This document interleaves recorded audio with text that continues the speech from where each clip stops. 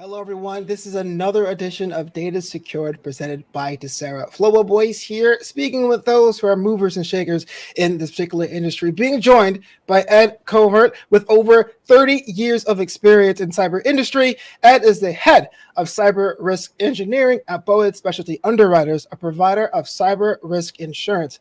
Before that, he was a cybersecurity director for a large media company, and previously he was global head security architecture for a global bank. He has a master's in information technology management, specializing in organizational leadership and change management. Please welcome Ed to the show. What's going on, sir? Yeah, not much. I am thrilled to be here, man. This is gonna be fun. Yeah, it's going to be a good old time. We're just having a conversation, getting to know each other, and Having a chat. Yeah, we're just having a chat, but allow me to get to know you a little bit. So I've heard that you are all about volunteering your time for special causes. Yeah, I do. I try to, as you pointed out, I've been doing this a while, and it's important to give back. So I just finished a fundraiser at the end of the month on a whim for the Women's Society of Cyber Jiu-Jitsu, which is focused on bringing in diversity of thought, diversity of personality, diversity of talent into cybersecurity. Raised some money for them. That was great. And all the donors out there who helped with that, I appreciate it. Yeah. I also serve on the board of directors for the local ISC Squared chapter here in Los Angeles. And what's the one thing that drives you to volunteer your time? You just kind of have that feeling inside, or? It's really just giving back. And this is an industry that has given so much to me. So I feel like we got to bring up the next generation of folks who are going to do this. I can't do this forever, right? Right, exactly. Imagine if we were immortal. Send the elevator back down for the next generation. But let's get right into the brass tacks of this. Previously in our previous meetings before going live in the show, you had mentioned that businesses need to drive security and not the other way around. Could you elaborate on that? Yeah. So for me, and this comes back to my background or my interest and background in enterprise security architecture. So it is a business-driven process. So security should not dictate and drive the terms of what makes the business functional. It's the other way around. The business serves a purpose, it serves a mission. So security works essentially for the business. So you need to be able to tie what you're doing in the business to the specific controls you have in place. And that's really what an enterprise security architecture is, whether you do it through a TOGAF model or the open group rather, or a SAPSA-driven model, which is sort of where my preference lies. It really is that ability to take this business function, this business purpose, and trace it to an individual control. And then you go the other way around, too. You go backwards. You say, every control that I have in place should be traceable and justified back to a business purpose. So if you're just putting controls in, right, not helping the business move forward, right, or the organization meet its objectives, if it's not like a commercial business or something, then you're just wasting money. You got to be able to tie those things together. But at least I feel productive when I'm wasting money, right? No. Are there any disadvantages of business-driven security and how they can be mitigated? I don't think there's disadvantages. I think there's challenges, and the challenges really fall on the security practitioner. We historically, and I think we're getting much better at this, but we historically do not speak business, right? We speak security. As a practitioner, for the longest time, I can say you need to do X, Y, and Z, and the business is going to look at me like I have three heads, because they're not words that they understand, and they're not concepts they understand, and they don't really relate back to that bottom line, which is what the business cares about. So we have to step up as a community, as a function, and learn to speak the language of the people that are paying our bills, essentially. Right. Make sure the stakeholders are involved. Get it? Makes sense. Yeah. But when one is building a business-driven security program, what considerations should they take into account when building an enterprise security management system? So for here, it goes back to that understanding what the business objective is, right? So here's a good example. Okay. If you're in a bank, right, the bank doesn't care ultimately what controls are in place. I mean, the bank cares that its ATM is up 24/7 and customers can get cash. And that is an objective. That is a function. The ATM needs to, if it goes down, bank loses customers, loses reputation, bad things happen. So you start building your enterprise security architecture, your enterprise security management system around that idea, right? There's a business driver. The driver is 24-hour operations. There's security drivers. What enables that 24-hour operation? You start getting into threat models. How can that 24-hour operation be disrupted? And then you start putting in controls at various points to address that threat model, which ultimately leads back to that business objective. Does that make sense? It totally makes sense, but when it comes to business stuff, there's always that issue of like stakeholders, right? So who are the key stakeholders in this process, and what should you always keep in mind when building something like this out? Well, this is the challenge, right? Everyone's a stakeholder. Business is a stakeholder. Executive leadership's a stakeholder. Security is a stakeholder. IT is a stakeholder. Customers are a stakeholder. Right. Anybody who's involved in the process is a stakeholder to a certain degree, and you've got to be able to pull that stuff in. Unfortunately, this kind of process is not easy. It's easier to do the more you do it, because you start building repetition. And you can always build your enterprise security architecture and then use it as a reference model for other things that you build out, because you can show how that aligns to your enterprise security architecture. Right. You had mentioned that there's like a bit of a focus. People tend to focus more on the technical side of cybersecurity, but it needs to be viewed more holistically. What do you mean by that, and why do you think the technical part is almost secondary? So let's clarify. I don't think it's secondary. I think what we need to do is elevate the other types of controls, right? So security's got 3 types of controls: technical, management, and operational. We tend to, it's funny because I wrote a paper about this like literally 20 years ago. Okay. We chase blinky lights in this business because we don't speak business. Right. We speak security, and blinky lights are cool. And those are typically technical controls, right? Firewall, rule sets, IDS configurations, EDR. Those are all really important stuff, but not at the expense of the other 2 sets of controls. Do you have proper procedures in place? Do you have leadership buy-in for your security program? Does your leadership know what your security program is?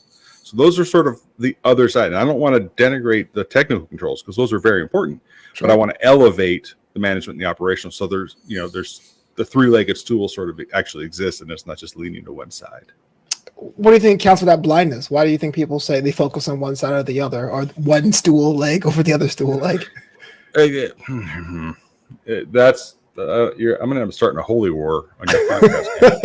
I don't want to do that. Okay. I think that technical controls are easier to implement and measure. Okay. Honestly, you can count on one hand. You can count on the number of firewall rules you've got. It's very easy. You can see the effect of that. Management controls and operation controls, they're squishier to measure, so harder to perhaps to define sometimes what success looks like. And they're less binary, in my view, than technical controls. Either you have it or you don't, in some cases on the tech side. Operational and management controls, realistically, are probably more maturity based, and that's harder to define. Sure. I don't think a war is going to break out over that. Oh, you wait for the comments to come rolling in. Well, in your opinion, how would you measure the effectiveness of your company's data security program, and what metrics do you use to track that progress? Okay, so there are a lot of metrics out there. I think it's important to sort of break out, though, KPIs versus KRIs, right? So KPIs, key performance indicators, if you don't actually know what that means, are very backward looking. How did you do last month? How did you do the month before that? How did you do the month before that? Whereas KRIs tend to be more forward looking that's the more interesting one to me, because now I can look at what's my KPI, and we'll just pick one, right? Mean time to detect, right? The amount of time it takes in that month to detect something anomalous on your network. It's a fairly standard SOC metric. I know my mean time to detect was 8 minutes in January, 9 minutes in February, 10 minutes, 11 minutes, 12 minutes. Cool. All within 5 minutes, rather. Not a bad metric. Except the KRI for that is looking at the differences between those and projecting forward. And what I'm seeing with those numbers is a upward trajectory. Ergo, I'm at higher risk because it's taking me longer to detect. Okay. Does that make sense? So That makes sense, your KRIs are more interesting to me than your KPIs. KPIs, like I said, tell you where you've been. Cool. Right. If you want to look where you're going, look at the trends your KRIs are indicating. Really interesting perspective. I guess I was just so used to the world of KPIs, during my experience in industry, but definitely KRIs is something that you don't want to discount as well. We're talking about the efforts that organizations make with their systems and all that, and above that, when it comes to security, about the impact of good security leadership, and what impact does having good security leadership have on an organization? Oh, it's everything. You can't. I mean, this is the beauty of my master's was, as you pointed out, concentration in organizational leadership and change management.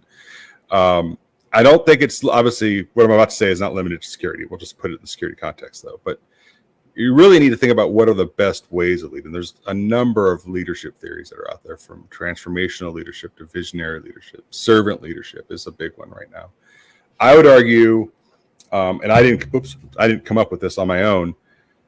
I would argue that there's an idea called compassionate leadership, which came out of a book, and the book's by a bunch of authors, Hogarth, Carter, Afton, and Mohan. And what compassionate leadership says is it's not so much being willing to help somebody. It's actually having that empathy that goes along with it. So it's the empathy plus servant leadership really gets you compassionate leadership. And what that allows you to do is, if you're truly empathetic, it allows you to make hard decisions and make them quickly, because you understand what the other person is going through, and you can help them through whether you got to lay somebody off or whether you deny a budget request or something along those lines. But it also forces you to be present in your leadership style. It forces you to be direct, and it forces you to offer clarity. There's no moral ambiguity in this. If something's a spade, you call it a spade. Right. But you do it in such a way that it's empathetic to the receiver of the communication. And that just resonates with me, because in a crisis, right, when now we're talking insecurity, if there's an incident you're responding to and it's all hands on deck, any leadership traits that you have immediately become amplified. But if you were a bad leader, you're going to be a worse leader in an incident. If you were a great leader, the world's going to see that during that incident. Does that make sense? It makes sense. Leadership really matters at the end of the day. That's what keeps us all doing this job. Just for my own curiosity, if someone's listening to this right now, what are some elements they can put into their own leadership style to put themselves in the path of being a better leader? I think first and foremost, it's being present. It's being present and understand. And I struggle with this. I mean, we all have a million things going on. But being in that moment and giving that person that you're leading, mentoring, guiding in that instant your undivided attention, the distractions go away. And then also being as direct as you can be about the reason and the rationale behind a decision, in such a way that I'm not asking you to be mean. I'm asking you to be honest with the person who's receiving the instruction or receiving your leadership. Don't wander around and say, well, maybe if we did this, or maybe next year we'll get you that raise. If it's not going to happen, then tell them it's not going to happen and tell them why, and then give them the options. Help them be a better security person. It may not be with your organization. It may be with somebody else's organization, but that's compassionate leadership. It's honesty. Honesty. I don't know. Sometimes a little hard to find, but I'm totally. Billy Joel says, always seems to be the hardest word. So. Right. Oh wait, that's Elton John. That's not Billy Joel. That's close enough. Right?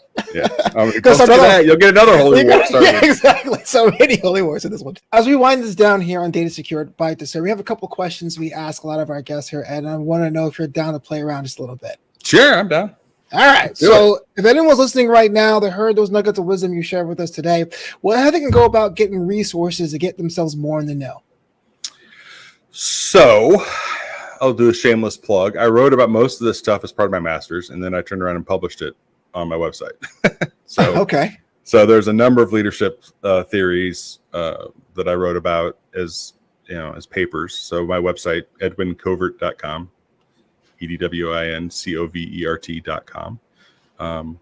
So a lot of them are there. They're also on Medium. Security, in terms of learning more about security, I'm not even going to take credit for this. I saw it today on somebody else's LinkedIn post. Go out into the world and find a security club. Join your local ISACA club or ISC squared club or OWASP club or ISSA club. Find an organization, find your tribe, so to speak, right? And you don't know anything, start talking to people. And, and eventually you will know something. So that's how you get more security knowledge. Also, there's this raging debate about what entry level in cyber means anymore. I don't want to get into that, but start actively trying to pursue that knowledge on your own. And if you're running into issues, hit me up on LinkedIn. I'll gladly point you in the right direction. I like how the elements of being a good leader is the same as learning something. Just be honest with yourself and what you know, and then surround yourself with those who are dope. I think it's pretty nice. Surround yourselves with those who are dope. I'm going to put that on a t-shirt. Yeah. That's brilliant. And print millions. So we ask everyone on the show this question. But if you had a magic wand, and if you could change anything in the field of data privacy, security, or governance, what would it be and why? Oh, wow. A magic wand. Oh, if I could change anything with a magic wand at the wave of my hand, it would be to eliminate any friction between security and business. I feel like for whatever it's worth or for whatever reason, security has earned a reputation as the Department of No. It's garnered a reputation as the Department of No. When in reality, we should be the Department of Yes, and here's how. Right? We should say think of it as a car on the highway, right? These are guardrails we're putting up. I don't care how fast you go in the guardrails. You can go fast as you want through those guardrails, but you got to stay in the guardrails. And then I feel like if we could talk to business and the business could talk to us and that communication wasn't broken or wasn't chunky or clunky, then I feel like we'd be better off. Absolutely. Yeah, the Department of Yes. I'm all about that. You had mentioned your website and you've mentioned your LinkedIn page, but officially, if someone wanted to connect with you or learn more about the content you have on the interwebs, how'd they go about doing that? So my website, as I said, edwincovert.com is where it's easier to maintain a resume and projects that I do there. I am, as far as I know, as of this taping, I'm the only Edwin Covert in all of LinkedIn land. So, yeah, it's both glorious and not so glorious sometimes. I'm on Twitter, and then all the easy regular ways you can find me.